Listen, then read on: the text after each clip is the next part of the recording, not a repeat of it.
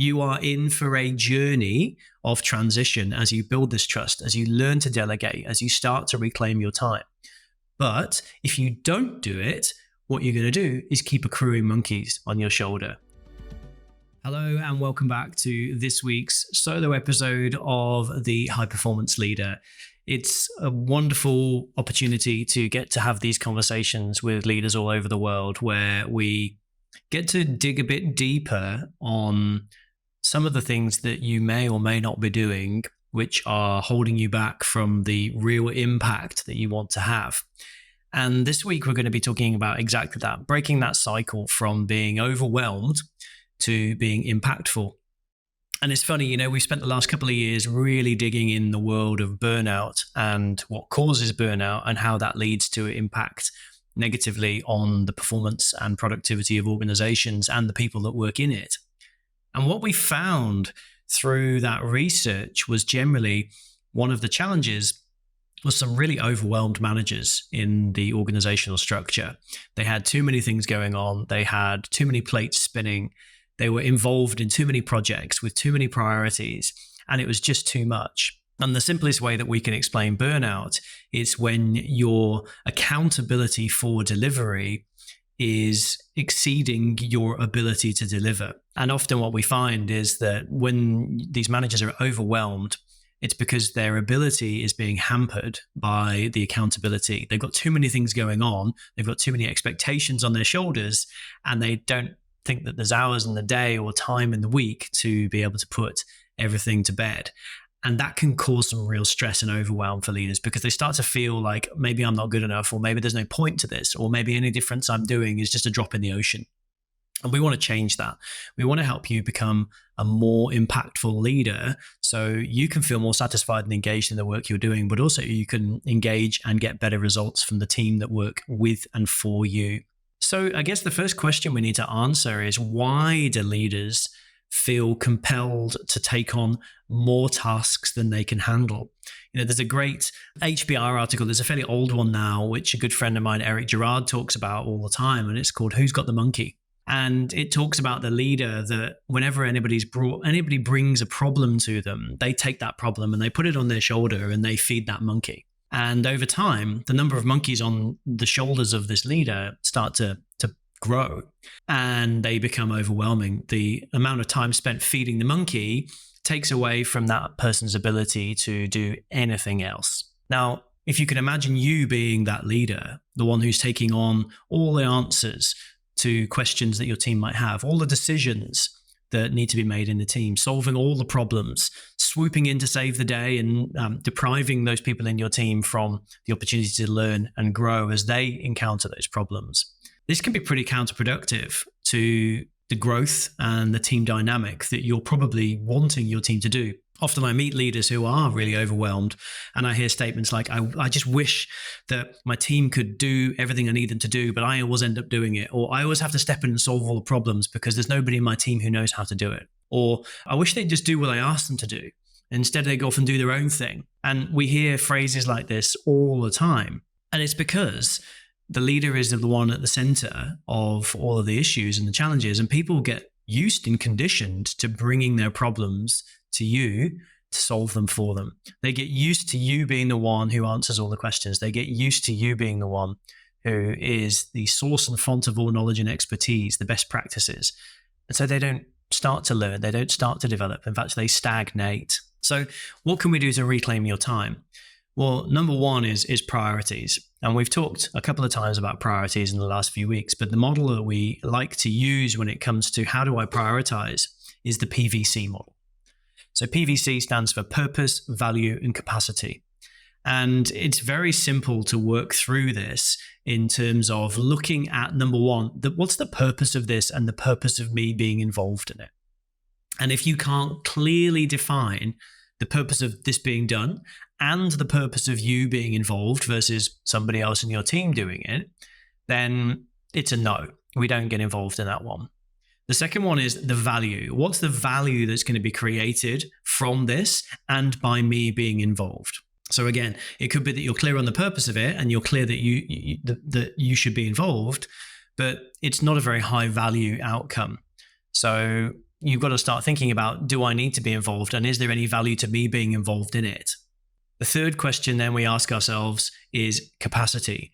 Have I got the capacity to be involved in this? And if I am, how does that affect my capacity to be involved in other things that may have a clearer purpose or a higher value? And when we use this PVC model, it gives us the ability to say no. So I'm not going to get involved in that project. I'm not going to attend that meeting because my time and my value is better spent elsewhere. And what we see with the difference between really overwhelmed managers and really high impact leaders is the high impact leaders are able to say no and prioritize their time more effectively because they use their version, and I recommend you use whatever version works for you, but their version of the PVC model. Protect your time, protect your energy like it's a critical resource, because it is. If you don't, and you start giving it away to everybody, you start to become the manager with all the monkeys on your shoulder. I really recommend you also try and free up some time for space and reflection and thinking. And I think I've told this story quite a few times in workshops, but we worked with a very large American business that was working on their executive transition program. And we said to all of the executives in the room, or want to be executives in the room, what we want you to do is take a notebook and pen for 20 to 45 minutes a week, disappear off to somewhere out of the office, leave your laptop and your phone behind, and spend just 20 to 45 minutes thinking about what's the most important thing for me to do this week and what's the most important thing for me to do next week. Just focus on that for 20 to 45 minutes. And what we saw over the course of the year that we worked with that group was that the ones that really embraced that technique significantly outperformed those who poo-pooed the idea, who said, no, this is not for me. So they outperformed them. They were also less burned out, less stressed out. We did health tests and blood tests on them.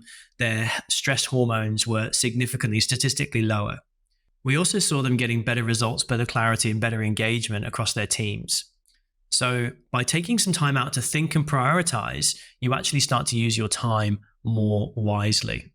So what do you do with all the work that you don't get involved in? If you don't see the purpose of you being involved and you don't see the value of you being involved, or it doesn't fit into your capacity matrix right now, what do you do with it? Well, number one is you need to start trusting your people to step up and empower and delegate them to take on some tasks.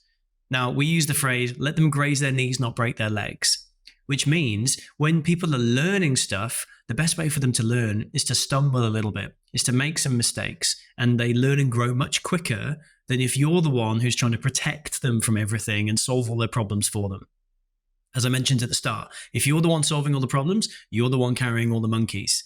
If you give them the problem back and support them through solving it, enable them, coach them, and check in with them whilst they're solving it, not only are they going to go through the journey of learning, but also if they make a mistake, you can debrief and build their confidence. Now, then the argument is, well, we can't afford to make mistakes. Well, actually, you can if you start to have open and trusting conversations with them about what they're doing and helping them to see what might come up, but also start to have coaching conversations with your peers around how you're trying to work with your team to build their experience and grow. What I've seen over the last 20 years is that leaders who start to engage and say, look, I'm going to bring Fred along to this meeting with me because I want him to learn and grow, to step in to manage this account or to manage this project, is that Fred is welcomed in. And over time, Fred builds the experience to be able to pick up the knowledge and to be able to run that account, run that project way more effectively than if I carry on doing it and I burn out, or I have to take stress leave and then suddenly Fred just has it dumped on them. So building people up over time, working with them, and then gradually stepping back is a way more effective strategy for you and your sanity and your impact than waiting till you break and then everybody having to pick up the pieces. Equally, you need to start building trust in and with your team. So we have a variety of trust models. And for those of you who are interested in going a bit deeper on trust, we actually run a trust mastermind, which takes about 90 minutes to take a team through. where we actually explore the 4 levels of trust and how trust is built to deeper levels, and the 7 parameters that you can use, or the 7 levers that you can pull to be able to build trust through those deeper and deeper levels. But the key piece here is building trust is essential to you feeling like you can let go. Often what we find is I can't let go because there's nobody in my team I can trust. I can't let go because they won't do it how I want it done. I can't let go because I'm the only one who knows how to do this stuff. So start to build trust with your team and find out what their talents are, what their strengths are, what they want to be involved in, and work with them to start handing those things over. Now, this isn't an instant fix. This isn't something you can go, oh, I'm going to change my ideas tomorrow and everything will be fixed by the day after. You are in for a journey of transition as you build this trust, as you learn to delegate, as you start to reclaim your time. But if you don't do it, what you're going to do is keep accruing monkeys on your shoulder. What you're going to do is end up burning yourself out and maintaining that feeling of overwhelm, of anxiety when you wake up in the morning because you've got this enormous checklist of stuff and you've got an inbox full of emails that need your answer. Or you could choose to start chipping away at this by slowly starting to give away the monkeys and reclaiming your life, your time, and most importantly, starting to have the impact of a leader who really knows what they're doing and is really starting to get the results and the recognition for stepping up, changing your game, and being much more impactful. So I hope that has helped. This episode of The High Performance Leader is all about how do I get rid of that overwhelm and how do I get more impact so I can really start to move into the type of role and the type of opportunities that I'm desperate to do, but I'm so overwhelmed right now with all the tasks I have to finish. And if you haven't already, and you're one of those leaders who is overwhelmed by all the plates you've got spinning, and you're multitasking like an absolute pro, head over to jimmyburroughes.com and click the yellow banner at the top of the page and download a free copy of my latest ebook, Escape the Multitasking Trap. In that book, we explore a fantastic journey of a CEO we worked with, Michael, who moved from being what he thought was a highly efficient multitasker to actually improving his productivity by over 40%, improving the engagement and productivity of his team by a similar amount by becoming an expert in focus and monotasking. And the book walks you through exactly how to do that from end to end and shows you all the benefits of taking on this new approach, which will help you when you're focusing on using your PVC model. So head over to jimmyburrows.com, click the yellow banner, grab your free copy. And for anybody who does grab that free copy, you also get access to a very special training coming up in a few weeks' time, which will dive deeper into this topic and many, many more to give you some real behind the curtain insights on how you can become a high impact leader. Speak to you soon. Take care.